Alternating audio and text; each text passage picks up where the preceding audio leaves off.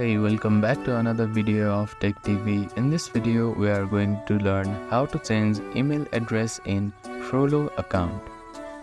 First of all, tap and open Frollo application on your device.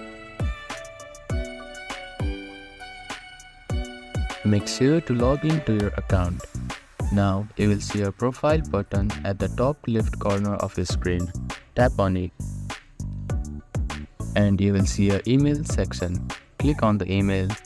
Now delete this email and change it to new email address you want to change to. Now click on next button. After that, you will get an email with a confirmation link. Open your email address and click on confirm button. After your email is verified, you just need to refresh this page. After refreshing, you can see that your email address has been changed. So that is how you can change email address in Frollo account. Thank you for watching this video. Please do not forget to like, share and subscribe to our channel and comment down if you have any queries.